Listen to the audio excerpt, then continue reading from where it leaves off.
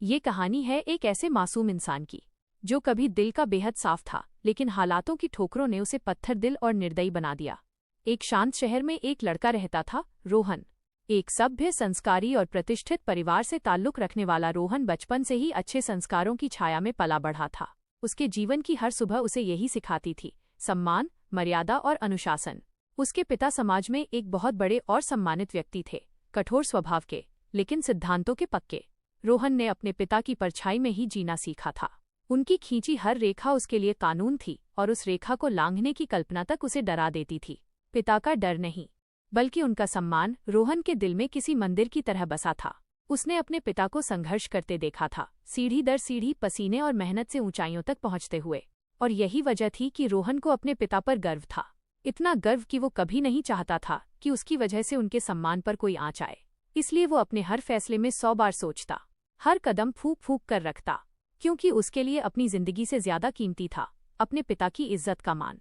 रोहन सिर्फ अपने पिता से ही नहीं, बल्कि बचपन से ही ईश्वर से भी गहरा जुड़ा हुआ था। उसे सिखाया गया था कि भगवान से डरना नहीं, बल्कि उन्हें जीवन का मार्गदर्शक बनाना चाहिए। और उसने यही किया।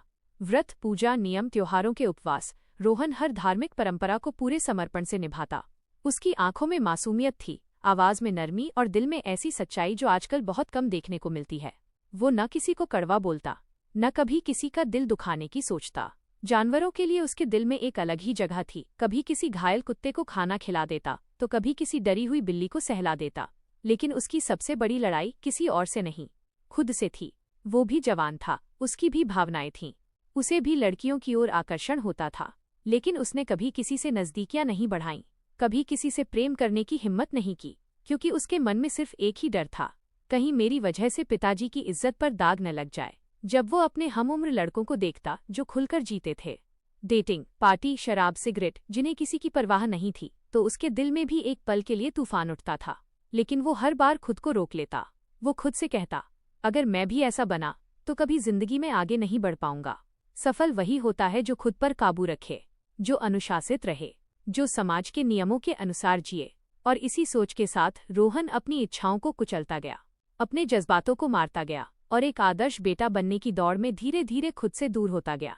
समय धीरे धीरे आगे बढ़ा। रोहन ने अपनी पढ़ाई पूरी कर ली और अब उसके पिता ने उसे अपने व्यवसाय में शामिल कर लिया। लेकिन सच ये था कि व्यापार उसका स्वभाव ही नहीं था। जहां दुनिया चालाकी मांगती थी, वहां रोहन की मासूमियत आड़े आ जाती थी। मीठा बोलना, सब पर भरोसा कर लेना और हर बात को दिल से लगा लेना, यही उसकी सबसे बड़ी कमजोरी बन चुकी थी। वो हर दिन खुद को अयोग्य महसूस करता, हर जिम्मेदारी उसके कंधों पर बोझ बन जाती और हर छोटी गलती पर उसे पिता की डांट सुननी पड़ती। साल बीतते गए, लेकिन रोहन में वो बिजनेस माइंड नहीं आ पाया जिसकी उसके पिता को उम्मीद थी। और सबसे ज्यादा चुभने वाली बात ये थी कि उसके वही सहपाठी जो कभी क्लास के आखिरी बेंच पर बैठते थे, जो बेपरवाह और बदतमीज समझे जाते थे, जो शराब और आवारगी में डूबे रहते थे, आज वही लोग बिजनेस की दुनिया के शेर बन चुके थे। लोग उनकी तारीफ करते, उनकी मिसालें देते, और रोहन, वो आज भी खुद को साबित करने की कोशिश में हारा हुआ खड़ा था। अब उसके पिता भी ताने देने लगे थे, देख उन्हें, वो कितने सफल हैं, और तू किसी काम का नहीं है, एक बोझ है तू, बिल्कुल बेकार। ये शब्द रोहन के दिल में हथौड़े की तरह लगते। हर दिन हर रात वो अकेले बैठकर यही सोचता, मैं ऐसा क्यों हूँ, सब बदल गए मगर मैं नहीं बदल पा रहा। सालों से जैसा हूँ वैसा ही हूँ, तो अचानक कैसे कोई और बन जाऊं। वो खुद से लड़ रहा था, पर उसकी लड़ाई अब बाहरी दुनिया से नहीं, खुद के अस्तित्व से थी। एक तरफ था उसका संवेदनशील दिल और दूसरी तरफ समाज की बेरहम उम्मीदें। और इसी संघर्ष में रोहन के भीतर कुछ टूटने लगा था, बहुत धीरे धीरे, लेकिन गहराई से। समय अपनी रफ्तार से आगे बढ़ रहा था और अब रोहन की उम्र भी बढ़ने लगी थी। पिता को चिंता हुई और उन्होंने रोहन के लिए लड़की देखनी शुरू की। लेकिन जो लड़का पूरी जिंदगी अनुशासन की दीवारों में कैद रहा हो, जो लड़कियों से बात करने से भी कतराता हो, वो अचानक रिश्तों के इस संसार में कैसे सहज हो पाता। कॉलेज के दिनों में उसकी इसी झिझक की वजह से लड़कियां उसका मजाक उड़ाती थीं। कोई उसे सीधा साधा कहता तो कोई डरपोक। पर सच ये था कि रोहन इस दुनिया से बहुत दूर था, और इसी दूरी ने उसे और भी संकोची बना दिया था। फिर भी उसके दिल में एक ख्वाहिश थी कि उसकी जीवन संगिनी सुंदर हो, समझदार हो और उसकी शांत दुनिया को रंग दे। लेकिन एक के बाद एक रिश्ता देखा गया और हर बार उसे निराशा ही मिली। जो वह चाहता था उसका आधा भी उसे नहीं मिल रहा था। धीरे धीरे उसका आत्मविश्वास दरकने लगा, उसके सपने बिखरने लगे और फिर उसके मन में एक सवाल उठने लगा, मेरे साथ ही ऐसा क्यों हो रहा है?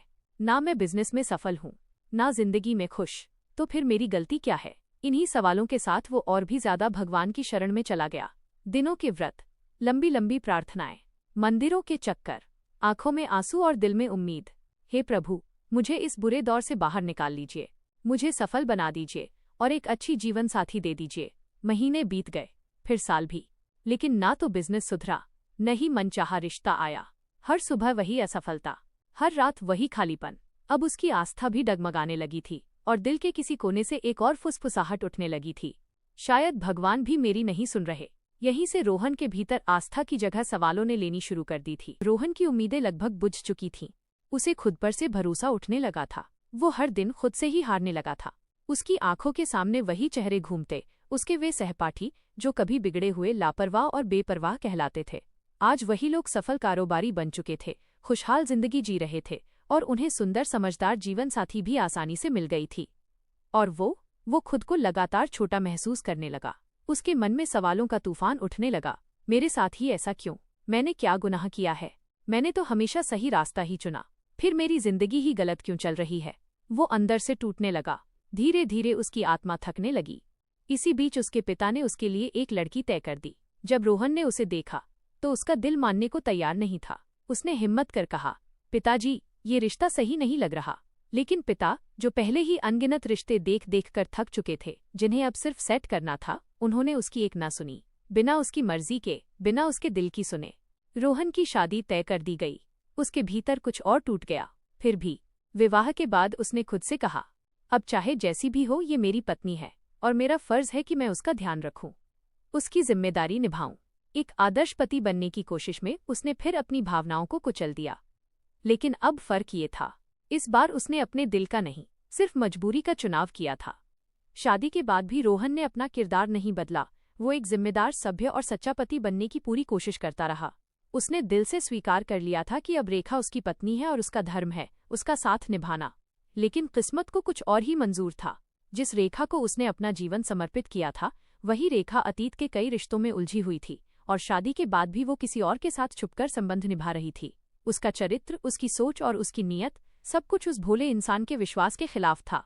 एक दिन जब रोहन अनजाने में रेखा की सच्चाई से रूबरू हुआ, उसके पुराने रिश्तों, उसके अफेयर, उसकी सच्चाई का पर्दाफाश होने ही वाला था। लेकिन घटना ने एक खतरनाक मोड़ ले लिया। रेखा ने पलटवार कर दिया। उसने रोहन पर ही आरोप लगा दिए कि वो उसे ठीक से संभाल नहीं रहा, कि वो एक गलत पति है, कि वो उसे प्रताड़ित करता है।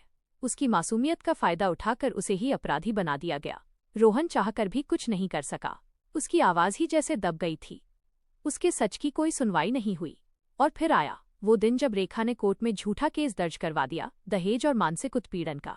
एक नेक इंसान कानून की नजरों में अपराधी बना दिया गया। लंबी कानूनी लड़ाई के बाद रेखा ने एक भारी भरकम रकम अलिमनी के रूप में वसूली और रोहन को तलाक देकर उसकी जिंदगी से बाहर निकल गई। और रोहन, वो पूरी तरह टूट चुका था। बीमार आत्मा, खाली आंखें और बिखरा हुआ अस्तित्व। अब वो रातों को जागकर अपने ही जीवन से सवाल करता, मैंने क्या गलत किया? मैं तो बचपन से अच्छा रहा, सबका सम्मान किया, कभी किसी का दिल नहीं दुखाया, नशे से दूर रहा, चरित्र पर कभी दाग नहीं आने दिया, भगवान की पूजा की, व्रत रखे, अनुशासन में रहा। फिर मेरी जिंदगी में सिर्फ दर्द ही क्यों है? मैंने खुद को इतना काबू में रखा, तो बदले में मुझे मिला क्या? सिर्फ तन्हाई, सिर्फ अपमान, सिर्फ चोट। यहीं से रोहन के भीतर कुछ अंतिम बार टूट गया। उसका विश्वास, उसकी आस्था, उसकी भलमनसाहत। आईने के सामने खड़ा रोहन रो रहा था, अपने ही अक से सवाल कर रहा था, मुझे बदले में क्या मिला? सिर्फ धोखा, सिर्फ नुकसान, सिर्फ दर्द। क्या यही इनाम है अच्छे इंसान होने का? उसकी आंखें भगवान की ओर उठीं, लेकिन अब उनमें श्रद्धा नहीं थी, सिर्फ शिकायत थी। मैंने तुम्हारी पूजा की, नियम निभाए, खुद को बांध कर रखा, फिर मेरी ही जिंदगी क्यों बर्बाद कर दी? उस रात कुछ हमेशा के लिए मर गया और उसी खामोश कमरे में रोहन ने एक फैसला लिया। अब मैं वो जीवन जीऊंगा जिससे मैं हमेशा दूर भागता रहा। अब मैं किसी की नहीं सुनूंगा, अब सिर्फ मैं मायने रखता हूं। धीरे धीरे वो वही सब करने लगा जिसे कभी पाप समझता था। सिगरेट का धुआं, शराब की जलन, बेखौफ रातें और पैसे के दम पर मिलने वाला साथ जिसे वो अब आज़ादी समझने लगा था। जहां कभी वो नजरों से भी झुक जाता था, अब वहीं वो बेधड़क हो चुका था। झिझक खत्म हो चुकी थी, डर मिट चुका था, और इसी बदले हुए रवैये ने उसके भीतर एक नया आत्मविश्वास भर दिया।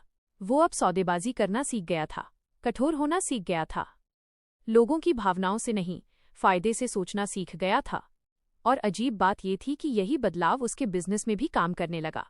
मुनाफा बढ़ने लगा, नुकसान रुकने लगा। लोग अब उसकी चालाकी की तारीफ करने लगे। लड़कियां उसके नए रूप की ओर आकर्षित होने लगीं। लेकिन अब रोहन बदल चुका था। अब उसे सच्चे रिश्तों में कोई दिलचस्पी नहीं रही। उसकी नज़र में प्यार की कीमत खत्म हो चुकी थी, क्योंकि अब उसके लिए हर चीज बिकाऊ थी।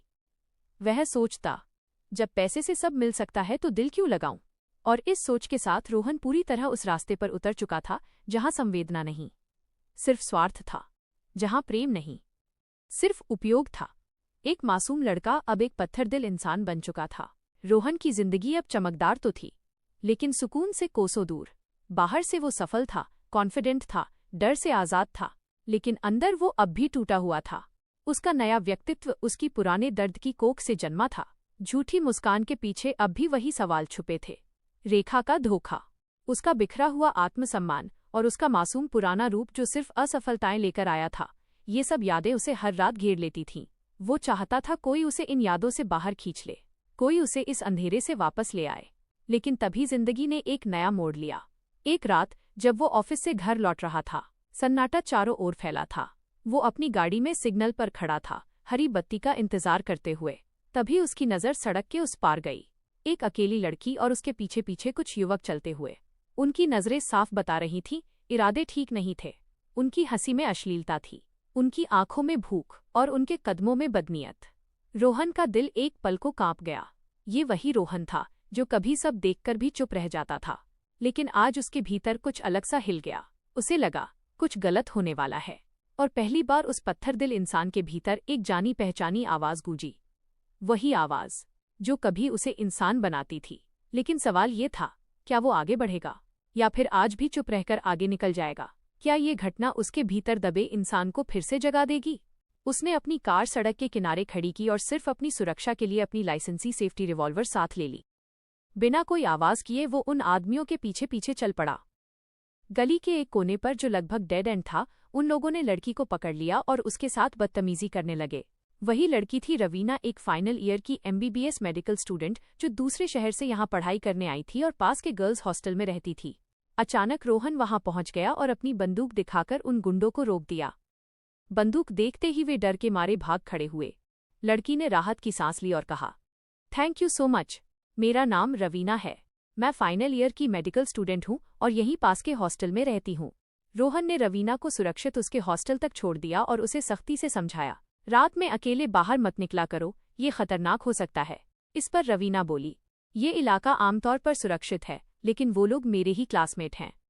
उनका लीडर राकेश है, वो मुझे जबरदस्ती रिश्ते में आने के लिए मजबूर कर रहा था, और जब मैंने मना किया तो वो मुझे डराने और परेशान करने लगा।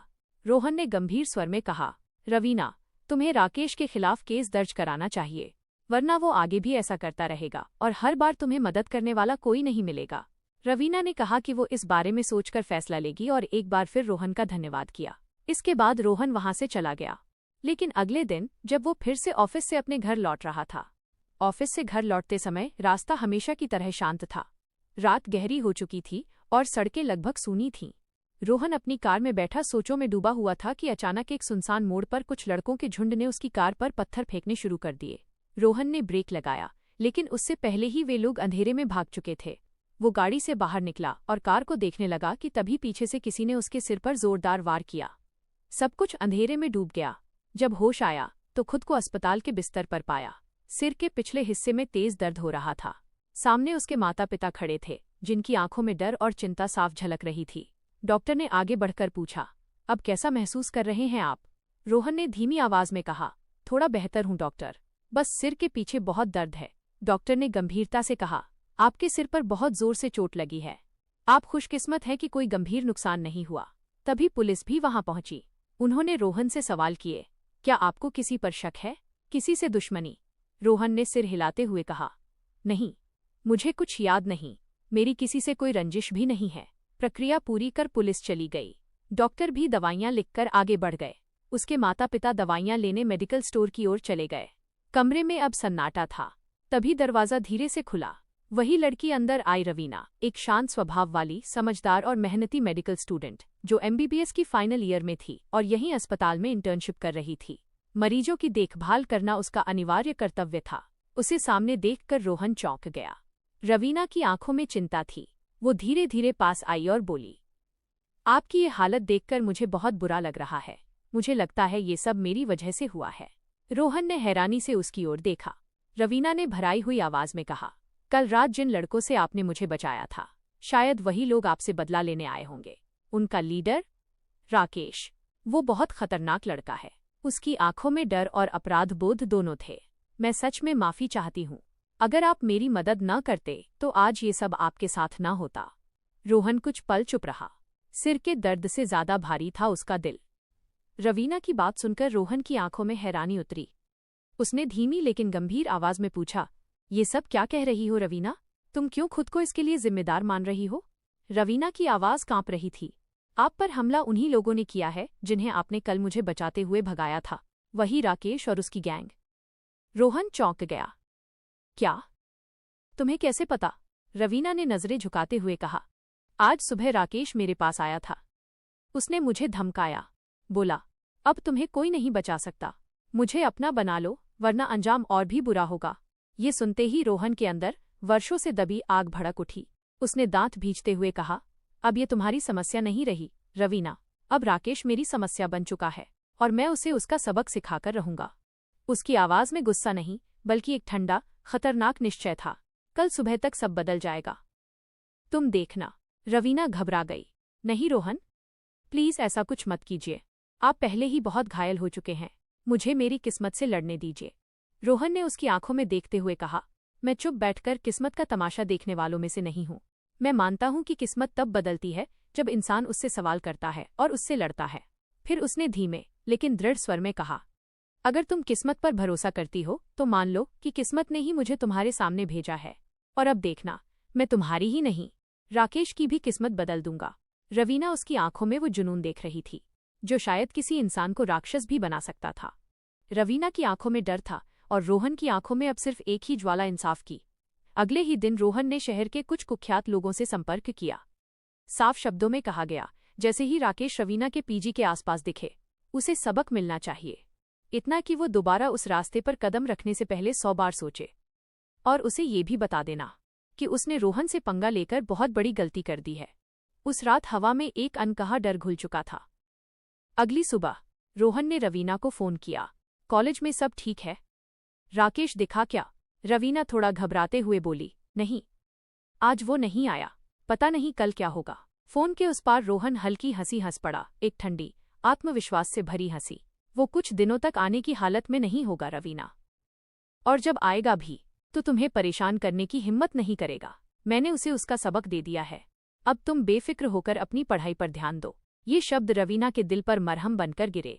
उसे पहली बार जिंदगी में ऐसा महसूस हुआ कि कोई है जो बिना किसी स्वार्थ के उसकी ढाल बनकर खड़ा है। उसका डर अब धीरे धीरे भरोसे में बदलने लगा, और भरोसा एक अनजानी सी मोहब्बत में। अब वो बहाने ढूंढकर रोहन को कॉल करने लगी, कभी अपनी पढ़ाई के बारे में, कभी दिन भर की बातें, कभी अपने डर तो कभी अपनी मुस्कान। घंटों बातें होती और दोनों को पता भी नहीं चलता कब रात सुबह में बदल जाती। रवीना के दिल में अब एक नया एहसास जन्म ले चुका था, एक ऐसा एहसास जो शब्दों में नहीं पर उसकी हर आवाज में झलकने लगा था। वो रोहन से प्यार करने लगी थी, पर यह प्यार उसने अपने ही दिल में कैद कर रखा था। कॉलेज का दिन हमेशा की तरह चल रहा था। रवीना क्लास में लेक्चर सुन रही थी, तभी अचानक कुछ गुंडे जबरदस्ती उसे खींचते हुए बाहर ले आए। उसकी चीखों ने पूरे कॉरिडोर को हिला दिया। छोड़ दो मुझे, प्लीज छोड़ दो। वो रोती रही, गिड़गिड़ाती रही। क्लास की एक सहेली ने कांपते हाथों से तुरंत रोहन को फोन किया। कुछ ही मिनटों में कॉलेज के गेट पर कई गाड़ियां आ रुकीं। रोहन अपने साथ शहर के बदनाम गुर्गों की पूरी फौज लेकर वहां पहुंचा। जैसे ही उसकी नजर सामने पड़ी, उसका खून खौल उठा। रवीना जमीन पर गिरी हुई थी, उसे बेरहमी से मारा जा रहा था और वो रो रो कर रहम की भीख मांग रही थी। पर जो उसने आगे देखा वो उसकी आत्मा को झकझोर देने के लिए काफी था। राकेश के साथ इस बार 2 और चेहरे खड़े थे। एक था ऋषभ और उसके साथ खड़ी थी उसकी पत्नी रेखा। वही रेखा, रोहन की जिंदगी की सबसे गहरी चोट, उसकी बेवफा पूर्व पत्नी। पल भर के लिए रोहन जैसे पत्थर बन गया और सामने से रेखा ने अहंकार भरी मुस्कान के साथ कहा, मुझे उम्मीद नहीं थी कि तुम यहाँ दिखोगे रोहन। रोहन की आंखों में आग थी, आवाज में ठंडा जहर। लेकिन मुझे पूरी उम्मीद थी कि तुम जैसी औरत यहाँ किसी न किसी रूप में जरूर होगी। एक औरत होकर दूसरी औरत की इज्जत लूटते हुए तुम्हें शर्म नहीं आती? क्या अब भी मासूम लोगों को रौंदने की आदत नहीं गई? रेखा ने हंसते हुए जवाब दिया, मुझे जो चाहिए मैं लेकर रहती हूँ। अब मेरे देवर को ये लड़की पसंद आ गई है तो हम इसे अपने साथ ले जाने आए हैं। रोहन के जबड़े कस गए। हवा में सन्नाटा चीरता हुआ उसका स्वर गूंजा, रेखा, तुमने मेरी जिंदगी तो तबाह की ही थी, लेकिन अब अगर तुमने रवीना की तरफ एक कदम भी बढ़ाया तो ये जगह तुम्हारे लिए श्मशान बन जाएगी। राकेश आगे बढ़ते हुए बोला, बहुत हीरो मत बनो रोहन, ये कॉलेज तुम्हारे बाप का नहीं है। रोहन एक कदम आगे बढ़ा। पीछे उसकी पूरी गैंग खड़ी थी, और ये लड़की किसी की जागीर नहीं है। जो उसे छुएगा वो अपने हाथों से अपनी कब्र खोदेगा। रवीना की आंसू भरी निगाहें रोहन पर टिक गईं। उसकी आंखों में डर के साथ साथ अब उम्मीद भी थी। रोहन ने रेखा की आंखों में सीधा देखते हुए कहा, इस बार नहीं रेखा, क्योंकि इस बार मैं यहाँ उसकी रक्षा करने आया हूँ। और याद रखना, अब मैं वो पुराना रोहन नहीं हूँ जिसे तुमने कभी धोखा दिया था। वो मर चुका है। अब मैं अलग हूँ, बहुत अलग। और मुझे गुस्सा दिलाने की गलती मत करना। अगर जानना है कि मेरे गुस्से का अंजाम क्या होता है तो अपने पति के भाई राकेश से पूछ लेना। ये सुनते ही राकेश सिहर उठा और डर के मारे ऋषभ के पीछे छिप गया। रेखा का चेहरा गुस्से से तमतमा उठा। उसने अपने आदमियों को चिल्लाकर आदेश दिया, मारो इसे, इसे यहीं खत्म कर दो। लेकिन रेखा ये भूल गई थी कि आज मैदान में रोहन अकेला नहीं था। कुछ ही पलों में रोहन के आदमी, संख्या में 3 गुना ज्यादा, बिजली की तरह टूट पड़े। कॉलेज का मैदान युद्ध का मैदान बन चुका था। चीखें, डर और अफरा तफरी चारों ओर फैल गईं। कुछ ही मिनटों में रेखा के गुंडे घुटनों पर थे और बाकी जान बचाकर पीछे हट चुके थे। रोहन की आवाज गरजी, सुन लो ध्यान से रेखा, मुझे तुम जैसी औरत नहीं चाहिए और न ही तुम्हारी गंदी परछाई मेरी जिंदगी में। रवीना से और मुझसे दूर रहो। अगर दोबारा हमारी जिंदगी में कदम रखा तो अंजाम इतना बुरा होगा कि पहचान में नहीं आओगी। दफा हो जाओ यहाँ से।